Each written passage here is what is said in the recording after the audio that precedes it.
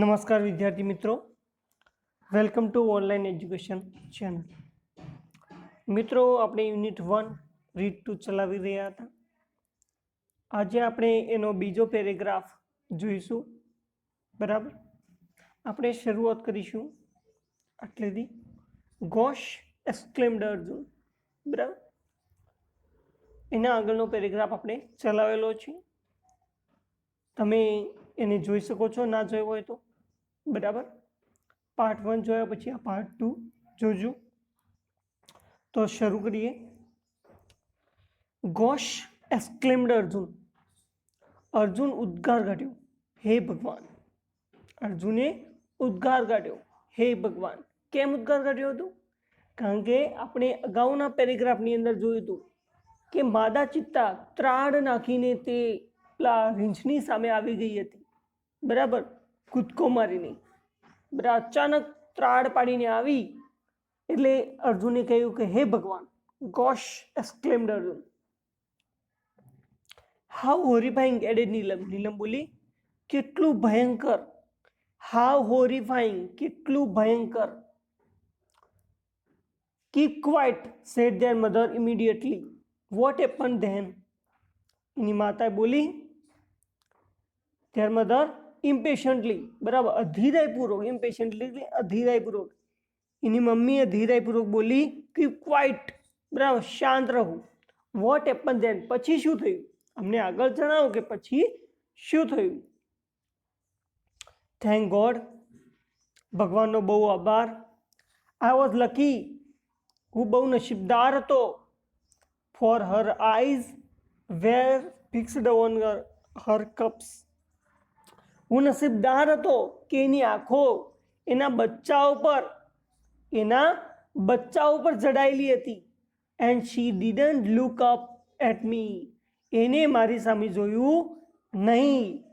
ભગવાનનો આભાર કે એની નજરો એટલે કે માદા લેપડની નજરો એના બચ્ચા સામે જડાયેલી હતી. એને મારી સામે જોયું નહીં. વિધિન મોમેન્ટ્સ, થોડીક ક્ષણોની અંદર, ક્ષણભરમાં, the mother leapt down to the cubs to protect them. થોડીક ક્ષણોમાં પેલી માદા ચિત્તા હતી એને કૂદકો મારીને બચ્ચાઓ પાસે તેમને બચાવવા પહોંચી ગઈ. એના કપ્સ જે હતા, બચ્ચાઓ હતા, એમને બચાવવા માદા ચિત્તા કૂદકો મારીને એમની પાસે પહોંચી ગઈ. Springing up in the air.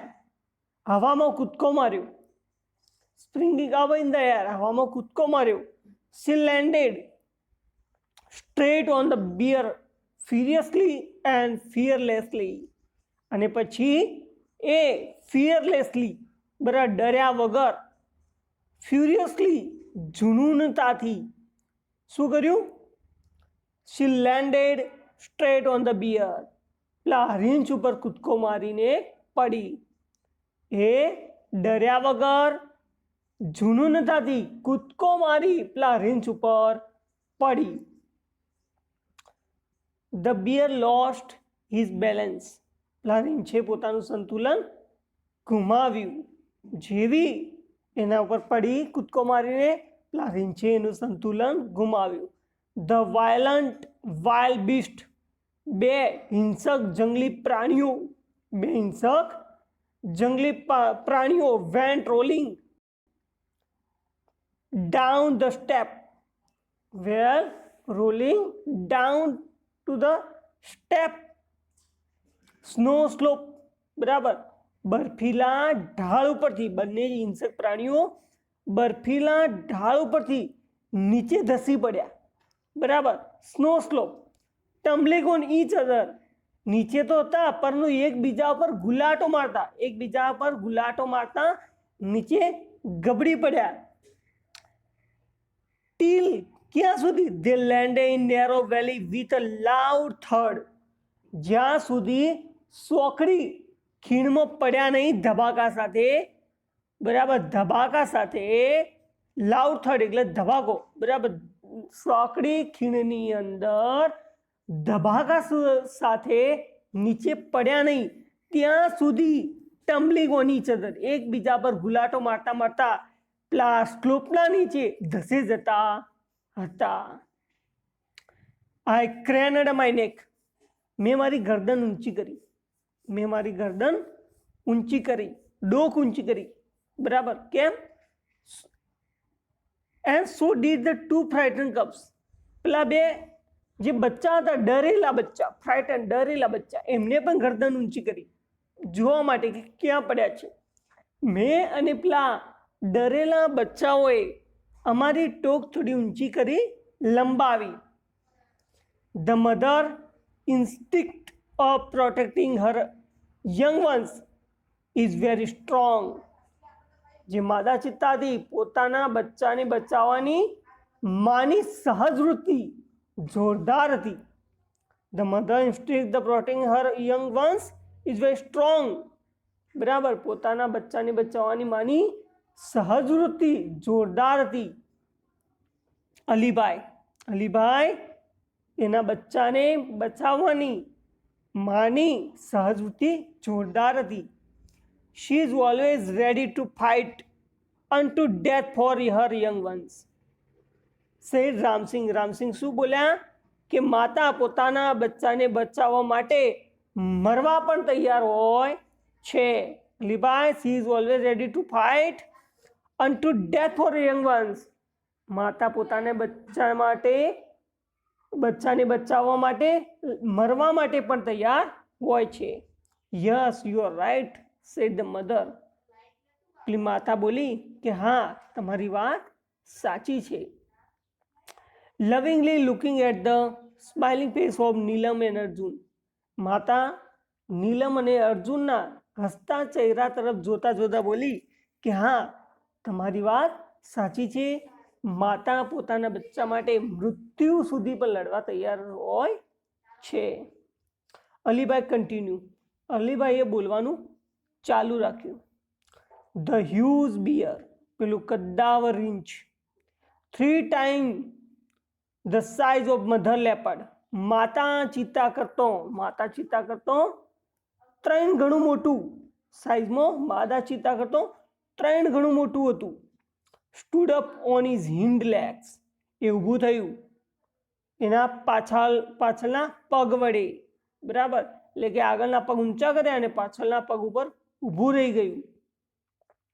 He stretched out his big paws with a strong sharp nails, એને પોતાનો જે મોટા પંજા હતા, બરાબર, આગળના નહોરવાળા તીક્ષ્ણ નહોરવાળા પંજા એને પહોળા કર્યા.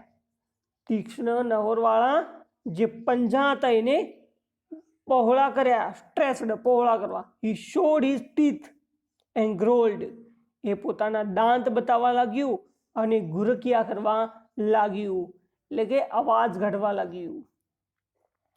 The mother's leopard looked at him for a second, થોડીક સેકન્ડ સુધી જે માદા ચિત્તા હતી એની સામે જોતી રહી.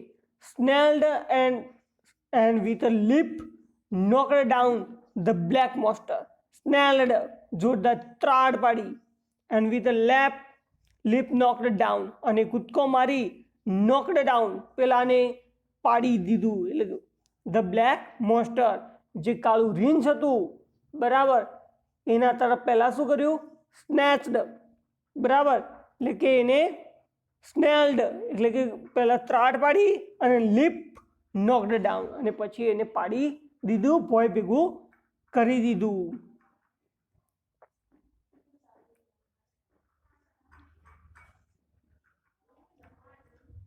The whole valley echoed with the sound of their fight. એમના વચ્ચે જે ફાઇટ થતી હતી એમના અવાજના કારણે આખી ખીણની અંદર પડઘા પડવા લાગ્યા. એમની બંને વચ્ચે, એટલે કે પેલા બિયર અને લેપર્ડ, બરાબર, માદા લેપર્ડ વચ્ચે જે ફાઇટ થતી હતી એના પડઘા આખી વેલીની અંદર, ખીણની અંદર પડવા લાગ્યા. The snow leopard was swift and jumped about from side to side. પેલી જે માદા ચિત્તા હતી એ પોતાની સ્ફૂર્તિથી, બરાબર, સ્વિફ્ટ જમ્પડ, બરાબર, સ્ફૂર્તિથી એને કૂદકો માર્યો અને jumped about side to side and tearing away big piece of black furry skin of the bear. અને જે પેલું મોટું રીંછ હતું જેને કાળા વાળ હતા ઉપર, બરાબર, જે મોટું રીંછ હતું જેને કાળા રૂવાટી હતી, એ રૂવાટીની અંદર એને શું કર્યું, side by side, side to side એટલે કે બાજુની અંદર એને શું કર્યું, ચીરા પાડી દીધા, બરાબર, રીંછના શરીરની અંદર આમ અને તેમ, બરાબર, આ બાજુ ને તે બાજુ એને ચીરા પાડી દીધા. The snow leopard was swept and jumped about side to side, tearing away big piece of black furry skin of the bear. The bulky and slow bear failed to injure his enemy. પેલું જે માદા ચિત્તા હતી એને તો એને બહુ જ નુકસાન પહોંચાડ્યું, એને ચીરા પાડી દીધા, પરંતુ ધ બલ્કી, ભારે, and slow bear failed injure his enemy, પરંતુ ભારે અને શિથિલ શરીરવાળું પેલું રીંછ એના એનિમીને, એના દુશ્મનને ઈજા પહોંચાડવામાં નિષ્ફળ રહ્યું, પરંતુ પેલું જે ભારે શરીરવાળું રીંછ હતું એ ઈજા પહોંચાડવામાં નિષ્ફળ રહ્યું. The fight last for about 10 minute. આ જે ફાઇટ હતી એ 10 મિનિટ સુધી ચાલી. The bear was bleeding here and there. પેલા રીંછને ઠેક ઠેકાણે, બરાબર, અહીં અને ત્યાં બ્લીડિંગ, લોહી વહી રહ્યું હતું.